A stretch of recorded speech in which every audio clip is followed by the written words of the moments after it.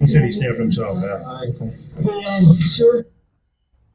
I'm telling y'all, bro, he did that because he didn't want to be in prison for the rest of his life, bro.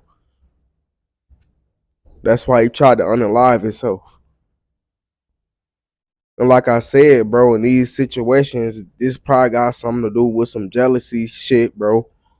This some personal shit, bro. I'm telling y'all. Motherfucker ain't finna just up and do this shit, bro. This probably got something to do with some money or a bitch, bro. Keep it 1,000 with y'all. Always keep it 1,000 and you forever got my respect. But I'm out. In the evening on December 4th, 2021, Rodney Berg Christopherson and his father Donald were spending the day in their home. 47-year-old Rodney lived with his 88-year-old father in St. Anthony, Minnesota. Rodney had multiple mental health issues, including schizophrenia and a history of suicide attempts. Housing him with his father seemed the safest option considering his conditions. However, concern grew when neither Rodney nor Donald responded to calls. Look, bro, I don't know if it's me, but it's like a certain way you gotta light your blunts and shit, bro. Like, I don't know if it's me though, bro. But it's a certain way, bro. Keep it 1,000 with y'all. Or text. Driving by the house, Rodney's sister noticed a newspaper on the ground outside the door. In addition to not getting any calls or texts back, she found this strange since her father always picked up the paper first thing every morning. She pulled over to knock on the door but got no response. Unfortunately, she didn't have a spare key to her father's home. However, her brother Foy did. She asked Foy to check on the household when he could, and she... See, with them top motherfuckers, you really gotta like keep an eye on. I'm keeping it 1,000 with y'all, bro. Because anything liable to go down, I'm keeping it 1,000 with y'all. That's with any motherfucker, bro. With a condition. You know what I'm saying? Like, cause you gotta understand, like, you know what I'm saying? They different from everybody else, bro. Keep it 1,000 with y'all. off. When Foy arrived at the house at around 5, discovered a horrific scene. His mentally unstable brother Rodney was laying face down on a blood-soaked carpet. Rodney immediately told Foy, "Call 911. I'm dying." Presumably, when Foy walked towards their elderly father's room to check on him, Rodney said, "Don't go in there. Dad's dead." Foy then called 911. 173615. And then 911, what is the address of your emergency? A no clear with a transfer in St. Anthony. Thank you. Hi, caller. Can you verify that address again for me, please? What the fuck is going on, In this bro? moment, Foy asks his brother Rodney, who is laying on the floor, to recall the home address. Rodney recalls the address correctly, and Foy confirms that information to the 911 operator. And what's going on there? I came to do a wellness check on my father and my brother who live together. My brother reports that my father is deceased, and my brother says he is dying and has perhaps... Okay, where is your dad? He's in his bed. Okay, have you been in there? Is he breathing and conscious yet? My brother says he's dead. Don't look. Okay, sir, can you go in there and check for me so I know what we're sending for? He's deceased, and he's been... Okay, sir. Have Yes. you been in the bedroom like I asked you to? Yes, I looked at him and I touched him. He's deceased, and he's been... Is he breathing? Can you answer that for me, please? Is I'm he checking. breathing? I'm checking.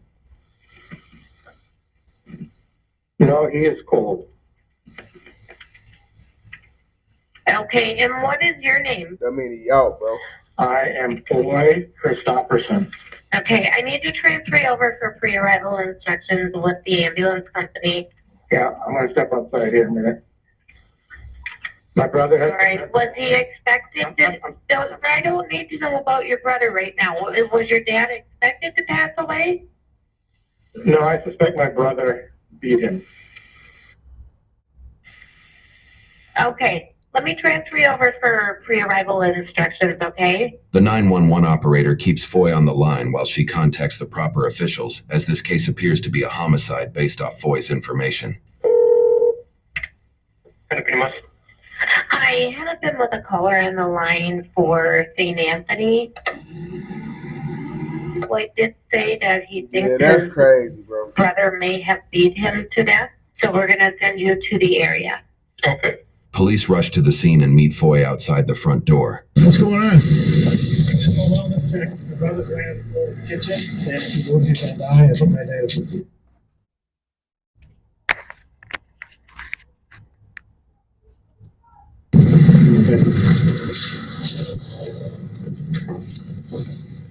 What's going on? Holy cow.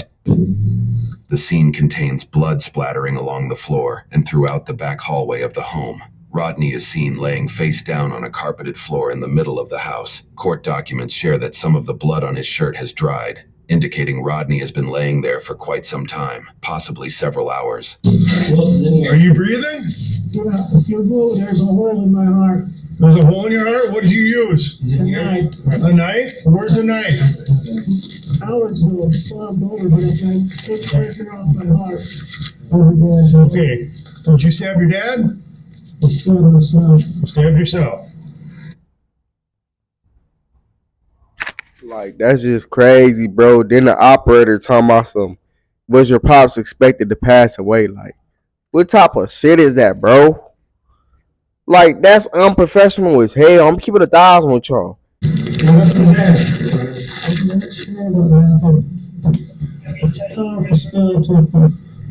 6911, we're code 4 for medics. Make sure medics are coming code 3, please. It's right here. Don't move him. He said he stabbed himself in the heart, and he thinks it clotted, and he doesn't want to move because what's that? He's deceased in there. Okay. Spray. Okay, don't move. We got medics right here. Come on in. Well, what's your name, sir? Rod? Okay. So Rod stabbed himself in the chest. He's got a hole in his chest. He doesn't want to move because he said it's clotted. Right in my heart. So What's that? right in my heart. You stabbed yourself right in the heart. Damn, bro. Okay, so he's got pressure on his heart, so he doesn't want to move because Like, when you look at this situation, you gotta look at, like, what was leading up to this, bro.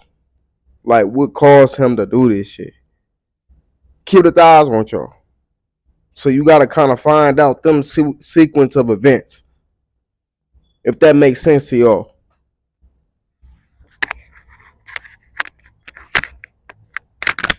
Damn, I can't even put the mic up.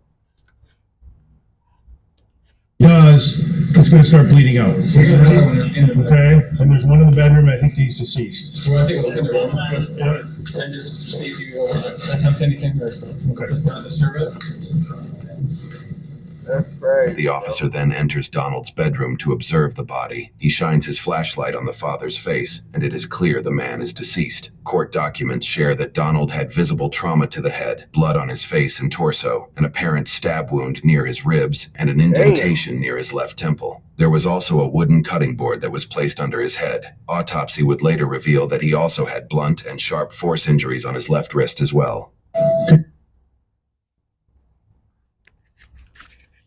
I'm gonna tell y'all what I think the motive behind this is, bro. I think him and the pops, you know what I'm saying, they was getting into it, bro. Get us on the list for crime lab, please. Death investigation. He's deceased for sure. There's a board underneath his head. He's gonna stab in the chest. He stabbed himself in the chest. Did you mention anything on what it might be? No, but I think it might be that ice pick on the corner. Is there any blood or anything on there? Nothing on it. You know where the knife went? You know what I'm saying? And the reason why he turned around and did that to himself, bro, is because, you know what I'm saying, he don't want to be sit up there in prison forever, bro. You feel me? Like, some people will sit up there and do that to themselves, bro, because they don't want to be locked up. I'm keeping 1,000 with y'all. They don't want to be waking up every day being told what to do by another man, bro. They don't want to deal with all of that, bro. And then becoming somebody up in jail, bro. I'm keeping 1,000 with y'all. Up in prison, I mean. I'm telling y'all, bro, listen to what I'm saying, bro. That's why motherfuckers do what they do. That's why they unalive themselves and shit. Motherfuckers ain't built for that shit. Motherfuckers don't think before they do it. They just up and do the shit.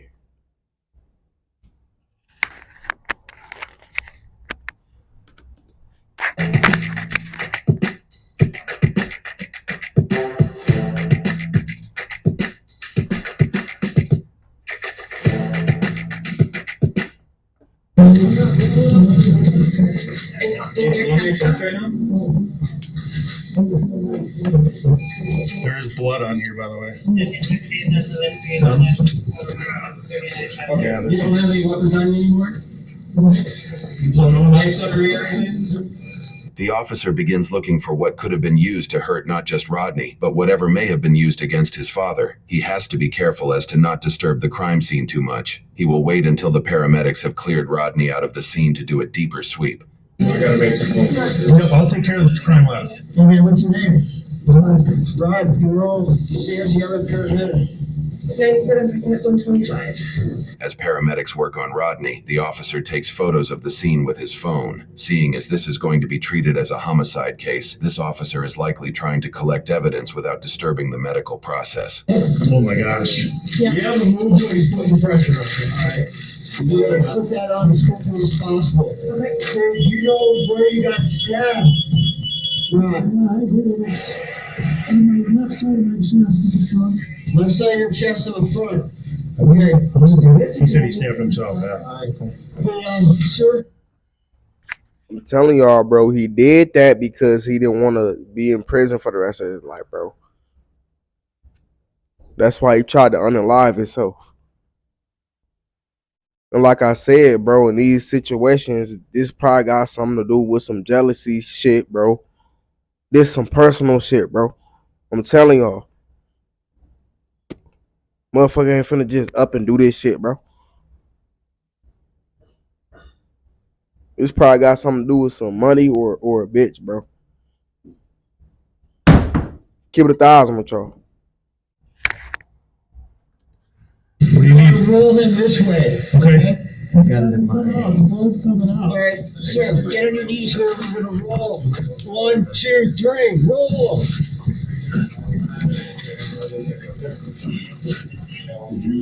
Sorry. Alright. No. You want to just get him on? Yeah, you get him on. After flipping Rodney over on his back, paramedics keep pressure on his chest wound. One EMT uses scissors to cut off his shirt to get easier access to his alleged self-inflicted stab wound. Did put more pressure on that? Lower, by my rib. Under my We're gonna put the full canvas here. Okay. Yeah, I'll take a picture of it in a minute. I'll help him with this. Okay, sir, get back on that side. We're gonna roll him towards you, Yep. and then we're gonna flick him down on this, okay? Okay. So, you got him? 1, 2, 3, roll. Okay, bring him up. Okay, we got him. Want to scoot him up further that way? Yeah, I'll grab his arms. Okay, ready? 1, 2, 3. There we go. Got him. I got the pools. All right. I'm right. Motherfucker Mike died and shit. Like I was saying, that motherfucker was on some Jason shit, bro. This motherfucker had an 18-inch mallet, bro. Like, what the fuck? Knife and a sledgehammer in the bathroom. And I think this guy got bludgeoned to death. This is definitely going to be a homicide investigation. So there's a lot of stuff here. So Court documents share that medical staff informed officers Rodney described his mental state as maniac and reported he was in a fit of rage or madness. A blood draw showed the presence of midazolam, a sedative that can be prescribed to patients with schizophrenia. There were no other drugs detected in his system. Court documents also detailed words Rodney shared with officials. When they asked about his interrogation with police, he said, "They came and put handcuffs on me. And then they also had the crows outside, the ones that heckle you and say, oh, he's going to be in prison for his whole life, going to hell and all that kind of stuff. Men outside." I told y'all, bro. What did I tell y'all, bro? The motherfucker did that to himself because he don't want to sit up there and be in prison for the rest of his life. He's sitting up there describing the story right now of voices that he hearing in his motherfucking head. Come on, bro. I don't be saying this shit for no reason, bro. Listen to what the fuck I be saying, bro. When I say something, bro, it be factual, bro. I'm not one of them capping ass niggas, bro. We don't do that shit over here, bro. Everything authentic, bro. I've been telling y'all this from the jump since I start uploading. Keep it 1,000 with y'all. Next month will be 2 years, bro. 2 years since I started uploading. For real, for real. Like I've been doing this YouTube shit, bro. Since I was little, since I was a shorty, bro. But like I ain't started taking it serious until 2022. So next month, like September 16th, it'll be officially 2 years, bro. That I've been, you know what I'm saying, grinding hard with the reaction videos non-stop, bro. Can't nobody make me fall off but me. And every day I'm putting in that work, bro. My work ethic is crazy, bro. I'm telling y'all. Door. Yeah, like heckling or trying to mess with my head. I just heard them. You could tell they were saying stuff subliminally to get me to hear and, like, make me feel bad. Those kind of people, they prey on the people who are weak. They prey on victims. That's what they do. They're just scavengers of grief.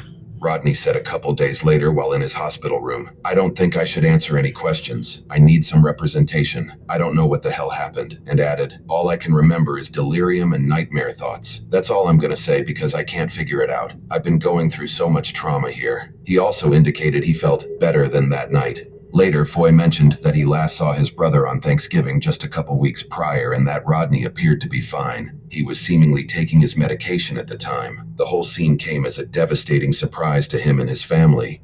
After his arrest, Rodney was charged with second-degree murder, with intent, not premeditated. His bail was set to $1 million. Less than a week later, his lawyers imposed Rule 20. Rule 20 involves a process where mental health professionals observe the defendant while they are jailed to determine if they were aware their crime was morally wrong at the time of the event, and if they are mentally cognitive enough to have a fair and just trial. His court case was also moved from a jury trial to a bench trial, meaning the court would determine. Me personally, I just feel like just because you got a mental issue or whatever, bro, like that don't mean shit. They always like to throw that in there. Oh, because of his mental issue, it caused him to do this and that. No, bro.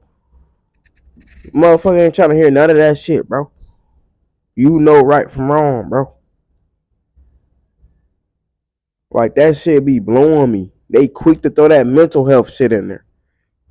Like that's just a fucking excuse, bro, to try to get lesser time. Like, nah, bro. Fuck is you talking about?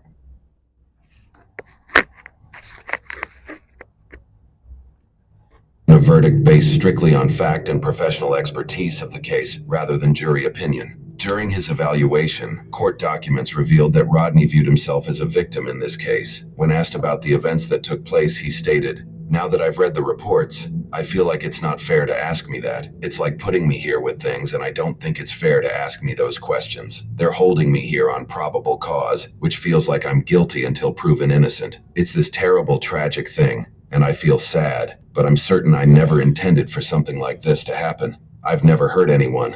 Rodney notably referred to a record of him not refilling his medication for 3 to 4 months and stated, so hopefully that looks, in the case of the court, Nope. You know why, bro? Because you weren't taking your medication. I'm keeping it 1,000 with you. Like you wouldn't, you know what I'm saying? Like, come on, bro. Motherfuckers ain't finna buy none of that shit, bro.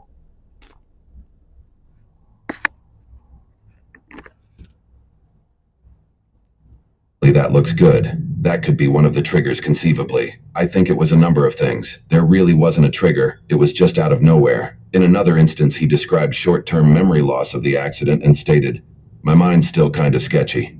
After evaluation, doctors found Rodney, quote, meets diagnostic criteria for major depressive disorder, recurrent, severe, in full remission, with anxious distress and psychotic features. Based on his statements and mental diagnosis, it was determined Rodney was having a psychological episode at the time of the alleged offense, and that he did not know the wrongfulness of his conduct. This was further supported by a known history of Rodney's, where he would experience a rapid onset of symptoms, followed by a compulsion to act. Both instances of his no-suicide attempts involved him cutting himself, according to court documents, also implying a pattern. Forensics would later determine that Rodney's DNA and fingerprints were found on the murder weapons in question, and that he carried through the acts of killing his own father beyond a reasonable doubt. However, the court found that Rodney did not show signs he was planning the attack by acquiring weapons, and he did not attempt to hide the crime afterwards. It wasn't until hours later that he showed knowledge that his actions were wrong. Due to these facts of the case, the court acquitted Rodney of his second-degree murder charge, and he would be considered not guilty. In the meantime, the court ordered that Rodney would be detained in a state hospital or other facility, pending completion of the proceedings.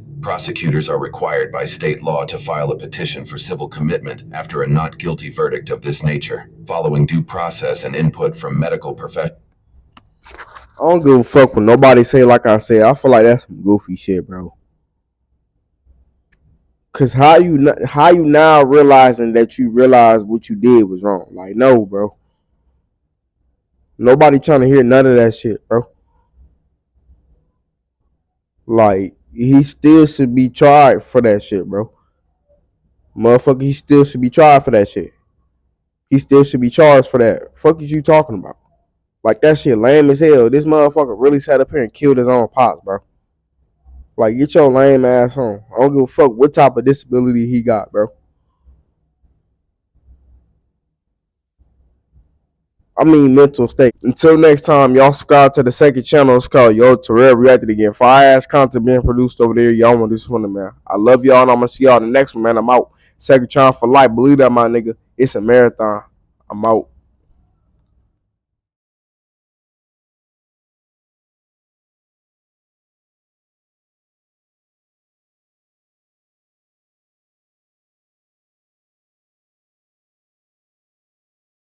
AV shit, nigga.